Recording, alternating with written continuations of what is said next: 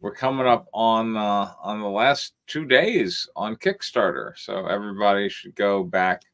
Palace of the Golden Princess #4, which has a whole bunch of backers at this point. It's like 330 backers. It's Damn. looking to close more backers than I've ever had before, and I'm happy about that. I'm in competition with, of course, the wonderful John Lamont and BitRush, and our campaigns ended yesterday. Yeah, and mine ended yesterday. His ended Sunday. What was your average backer amount? 30 something. It wasn't really high. 30 something. Okay. I had 200-300. I had more backers than I've ever had. Yeah. How many backers do you end up with? 310. 310. Okay. So right now I brought in 11,800. So yeah, let me share screen. House of the Golden Princess #4. We got, look at that, 337 backers as we're approaching the last 2 days. And we're certainly going to cross 11 grand. Backer tracker has us pacing at 12,346, which is certainly a growth over issue 3. So people came back and wanted more of that delicious booty, which triggers some people, but whatever, anyway. Wait, really? Jealous. Oh yeah. I get negative comments sometimes. Yeah. Haters gonna hate, yo. Haters gotta hate. Haters are gonna hate. All right, how many scripts we got? I see a La Vigilante and a Harpies. I don't have anything. Okay, so not the Harpies. So La what's Vigilante. His name? Xander did. We were posting in the Discord, and you mentioned something about a La Vigilante script. So I guess there's an update. He says, feel free to read my character with a Canadian accent. I mean, I read everything with Canadian accent. Yes. I'm shocked he hasn't noticed yet. La Vigilante. Okay. There we go. It was posted yesterday. Something. I don't know. We have an opening scene. Oh, I guess we're on page 1. All right. I guess no, this is page 3, but it's page 1. There's probably a title page and like a blank. Yeah. So opening scene. I mean, what? I don't. What? All right, Danny. I'm going to ask you. Why doesn't that say fade in? Because obviously it was handwritten. Oh, okay. Fair enough. All right. I mean, I don't know why it doesn't. Fade seems like the obvious thing to say there, right? I mean, okay. This also that's a really good question. Yeah. Xander was saying he wants this to be a comic, though, right? Okay. And I do remember. Well, if he wants to be a comic, how come it doesn't say page 1? Scripts had graphics involved and other comic-y shit, right? Okay. So at that point, it should be page 1, panel 1. Yeah, exactly. Why doesn't it say page 1, panel 1 if it's a comic book? Maybe he's never written a comic book before and doesn't know what the script's supposed to look like. All right, fair enough. I mean, mostly he is posting this as a web comic in comic art. Oh. Have you guys not seen the paint styling artwork in? I mean, that would involve spending time on the Discord, so no, I try to avoid the internet. I have problems. So yeah, he's been quasi-producing it as a web comic with a $10 artist. Cool. Now I'm curious. All right. The comic artwork for him? Yeah, and the Discord and comic artwork. Oh, that is a $10 artist. Yeah. Hey, storyboards are good. All right, yeah, I mean, it's not bad, all things considered. It's no Demonatrix, but it's very web comic-y. It looks like it's a. I mean, it's very web comic-y if you imagine web comics look like they did in 1996. Yeah, dude, if you go to a web comic place, that has free webcomics, yeah, that's what it looks like. Or it looks like Demonatrix. All right, opening scene, interior Bish's sushi bar night. Katrina and a group of friends cheer over sushi at a small table in the corner of the bar. Okay, that's it for me. Katrina stuffs her last sushi into her mouth. Don't ditch us just yet. Yeah, bitch. I just ordered another round of maki and lime Aritas. That sounds horrific. And then, thank you for the sushi, but I got a roll. If you have any sense, you would roll over to Diego's and bang out the details of your promotion. This dialogue is riveting. They all giggle. Shut it. Hey, I'm just saying, you wouldn't be promoted unless he signed off. Is he the guy you told me about? Mel looks at Carolina. Enough, okay? I got a busy morning, chow. Chow. Katrina stands up and strolls to the exit. Carolina yells out. Bye. He lives a block over just in case. The girls cheer. Exterior Red Neon District night. Katrina rides her electric bike through Red Neon District. She changed into a black catsuit. She pulls into an alleyway. Exterior Red Neon District alleyway night. This is it. Ready for my headliner. Coach will be proud. Gypsy, Tactical Preset 1. The rear cartridge of the electronic cycle transforms into a drone. Drone online. Security scan initiated. The drone flies off. Secure the perimeter. I'm going for a walk. Katerina dismounts her bike and walks off. As she leaves, someone approaches her bike. Cool bike. Keep your hands to yourself.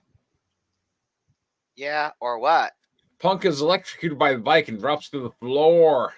Ah. Exterior Gringotts bar night. Katrina walks along, screams and laughter at a dimly lit parking lot of the sports bar. Gringotts red neon lights decorate the streets. There's a gang of Marianas loitering and harassing customers. Exiting the bar, Mariana 1 grabs a woman by the arm. Let go of me. Come on, baby. Let's have some fun. Hey, she's done for tonight, okay? Stay out of it. We got some special going on. I feel it. Arg. Katrina watches as she closes in and she pulls her mask over her face. Yeah, we'll make sure she gets home safely. Why don't you join us? I'm not going anywhere with you two, and neither is she.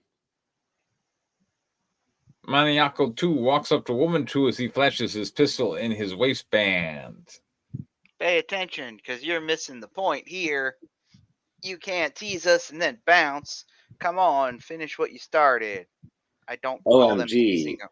We'll do whatever you want. Just don't hurt us. The Marianas grab them. They're coming with us. Hey. Everyone turns in Katerina's direction. They've had enough. Let them go. Oh, you're gonna do something about it. Mariana 2 drops Cece and rushes Katerina. Let's have some fun. Katerina reacts quickly and front kicks him in the abdomen. Maniaco 2 pulls back. Ugh, bitch got some kick to ya. Maniaco 1 releases Mari and she runs away with Cece. He walks towards Katerina and looks at Maniaco 2, who is grabbed for his pistol. Don't. You'll alert the security drones. They're getting away. Fuck 'em, dog. I want this one. Maniaco 1 faces Katerina and closes in. Katerina takes her capoeira stance. You got some moves.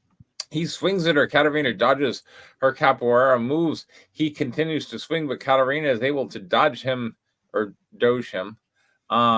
She counters with a rising head kick and knocks him out cold. Hiya. Marianaco 2 screams into his smartwatch. Get out here.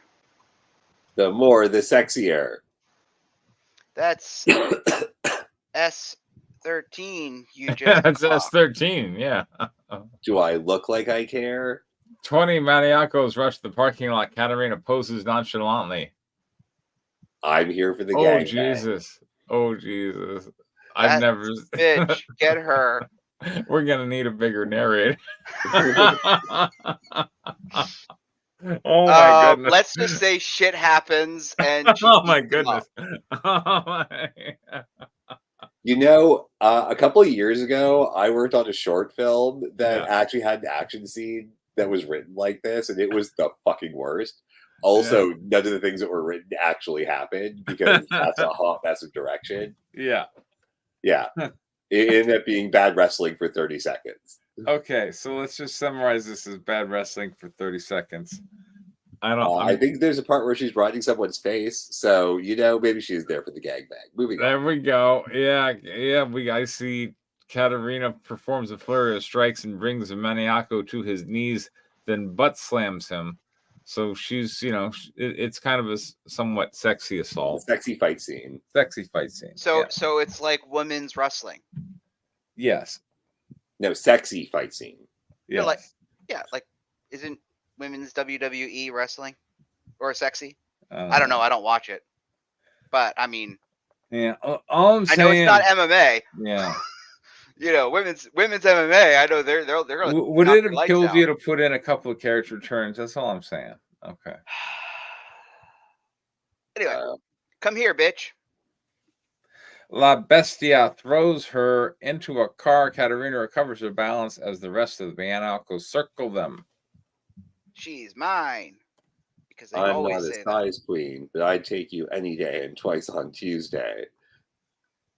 I'll make sure to give you every inch. Bestia rushes Katerina with a low boxing stance. She braces and whacks his arms as he jabs at her. The batons don't faze him. A loud clink can be heard. Katerina reels backwards as she struggles to survive his onslaught. This bastard stuffed with augmented graphite mods. Put your toys away. Daddy's going in bear. Wow, this dialogue keeps on happening. He swings his giant fist at Katerina and deals a heavy blow. She blocks with her batons and slides backward into a car. He continues to swing, and as she dodges, he breaks the car apart, and Maniacos cheer him on. Yeah, fuck her up, tear her to pieces. A dust cloud forms where she stood. He takes a step back and stands still. Katerina's dark figure can be seen kneeling in the clouds. Hiya. She jumps out, grabs his head, and knees him, knocking him backwards. So we have a new person named Bestia. Thank you for there. You go. Thank you for that. Had a crick in my neck for days. And now the other person's back. Yeah, La Bestia cracks his neck. The Maniacos cheer on La Bestia. End it. Don't let her get away. Take her down. Who is this chick? Police. Yeah, I'm not reading. Police drone activity spotted. I better end this quick. Oh my God. Oh, Jesus. Kill me now. Oh. Gone soft. Oh, God. What? No, you don't date yourself. That meme is going to be dead in a month. This will be dead by next week. Yeah, practically. I've never heard of this meme, and I'm not going. Yeah, you don't need to. I honestly, I had to Google it just to know what the hell everybody was talking about. Yeah. That's how out of it I am. Whatever.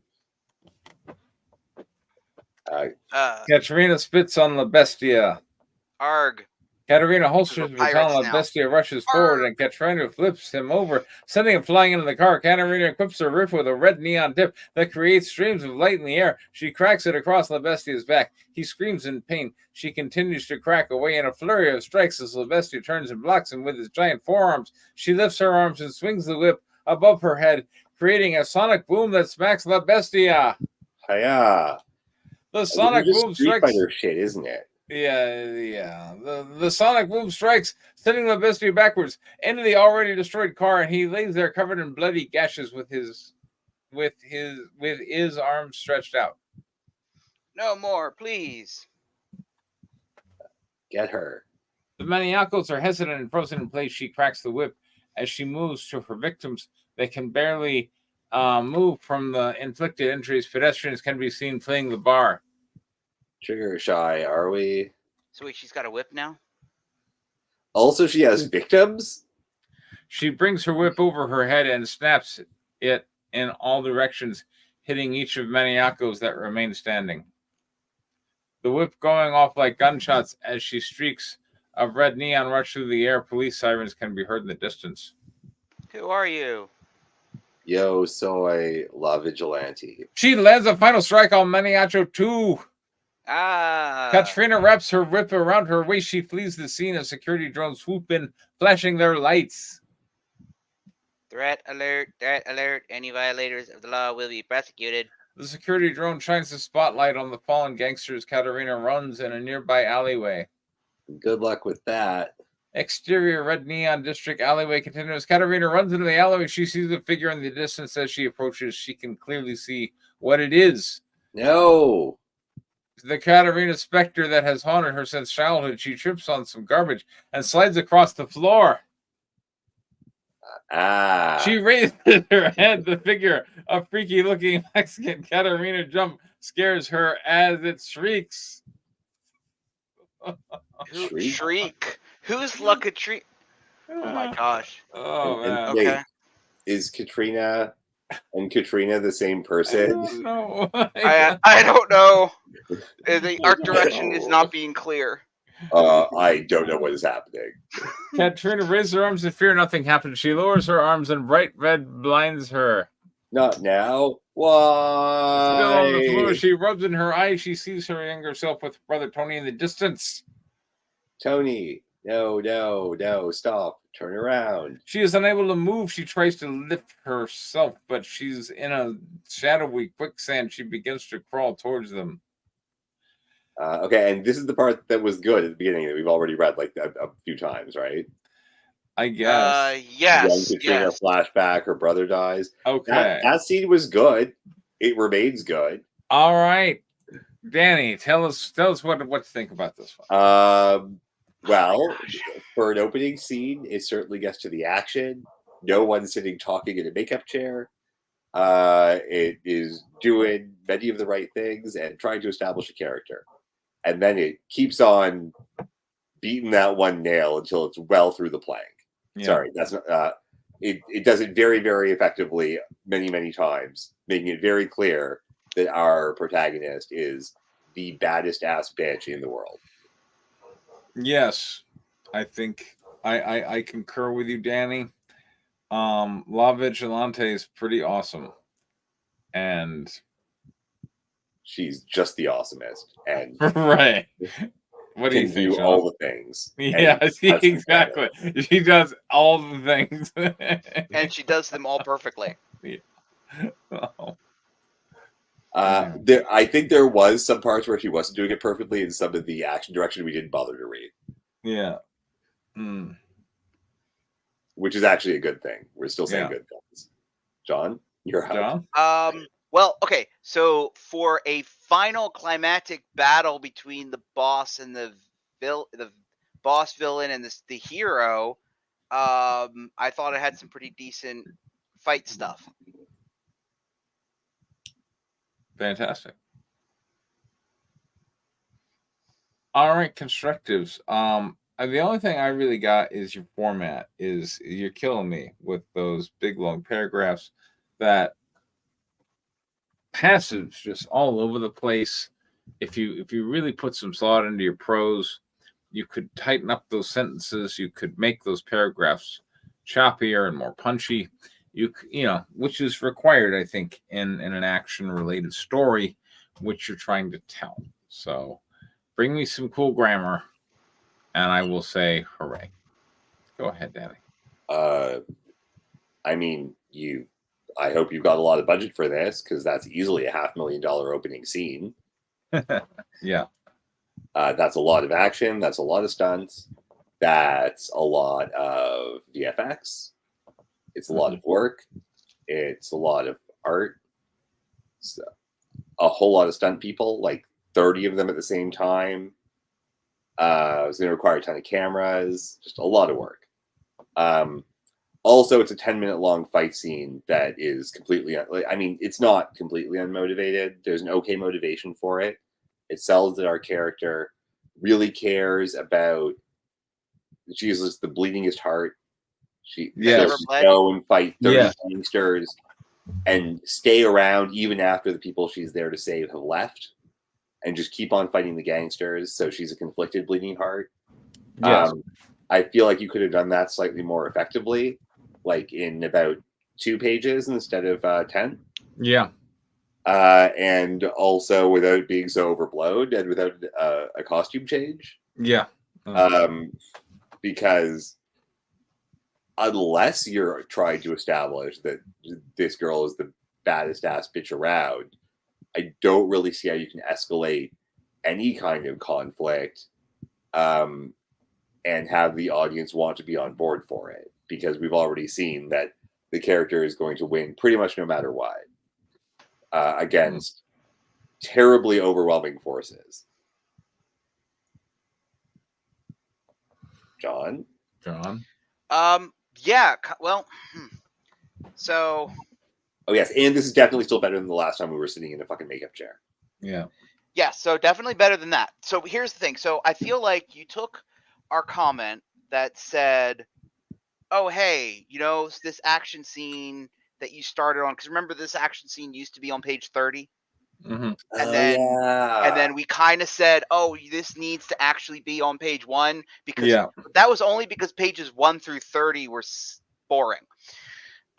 So good on you for moving it. The problem is this particular scene, like I said, feels like it should be a big battle against the bad guy at the very end, not a scene for the opening, because like Danny said, if she's the baddest badass that ever badassed, then she has nowhere to go. And I feel like if you're going to do the Jekyll and Hyde thing, which I still feel like that's your strongest move with this story, then her primary antagonist, because who the primary antagonist in the Jekyll and Hyde story, it is themselves.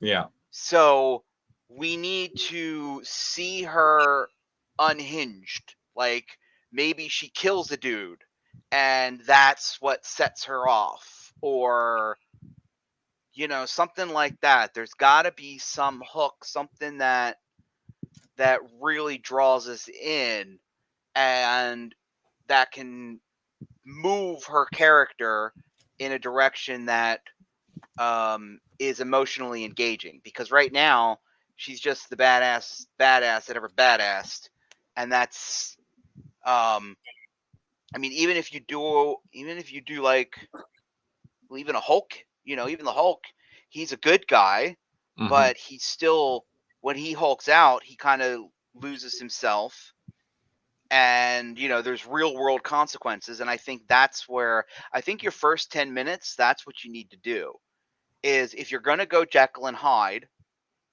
Well, see, the other thing too is she shows up at this fight, so and that's the other thing too, she shows up to the fight as Jekyll, then hides out, though we don't really notice that, because she seems completely normal, and then she's not, and then she's fighting her inner demon. And I feel like a Jekyll and Hyde story could be, maybe she shows up as the Hyde, she's wrecking shit, she's killing people, and then much like how those early Jekyll and Hydes, or even the early Wolfman stories, bad shit happens, people die, and then the main character wakes up naked in a ditch somewhere, and they're like, how the fuck did I end up here?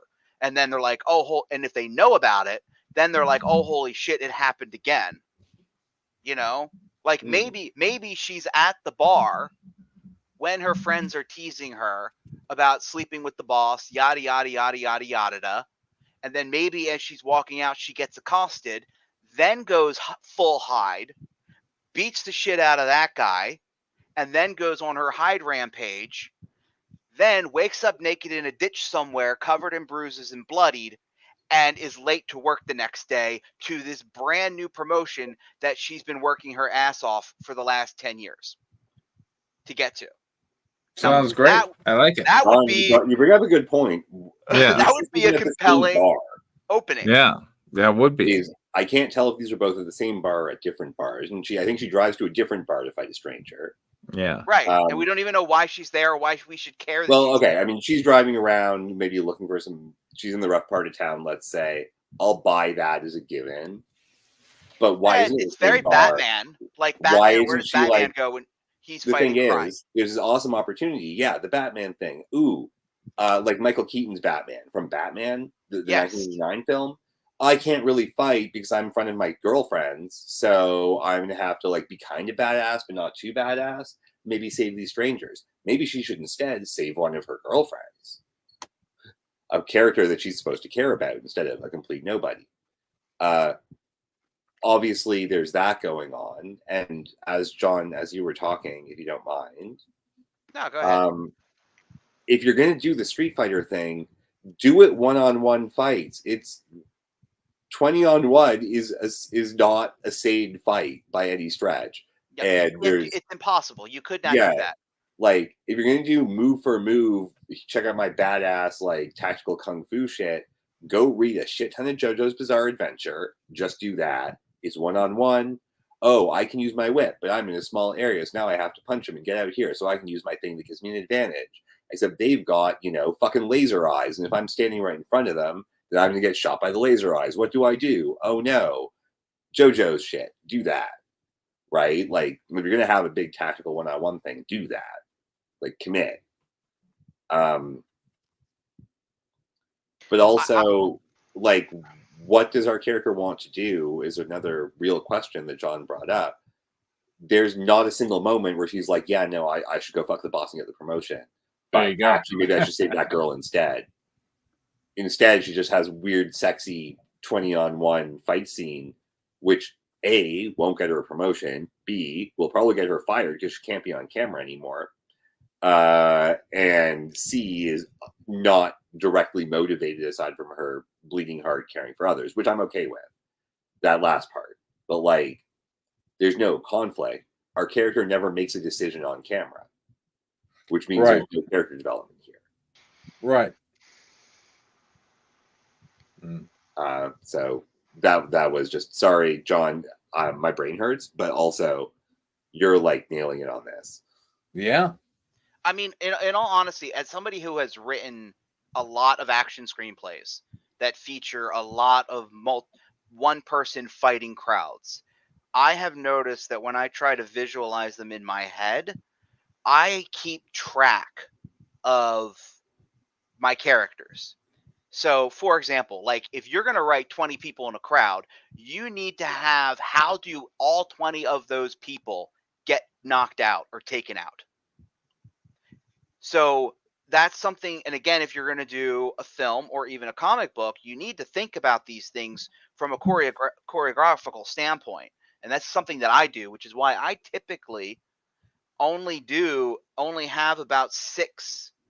Usually only do about 6 to 1 at the most, because it's too when you get more than that, it's too difficult and it gets boring to watch, because how many times, because that's the other thing too, is I try to have them take this person out in a unique and interesting way. If they're knocking the same person out the same different way 10 times, then they might as well be one person. Like, if you can't make each interaction interesting, unique and what you're looking for interesting, is interesting. Yeah, I don't feel like you need that many interactions. And secondly, again, this goes back to video game logic.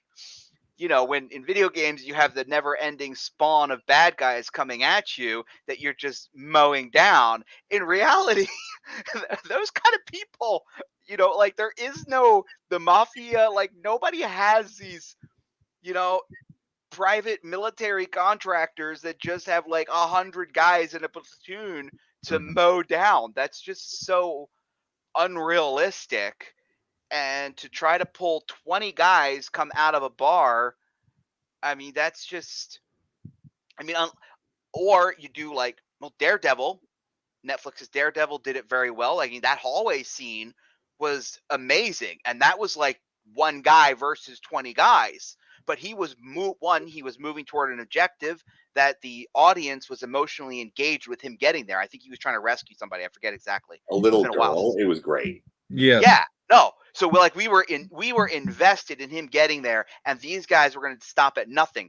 And then you put him in a tight, narrow corridor where he just has to go through them one and he was only fighting 2 to 3 guys at a time.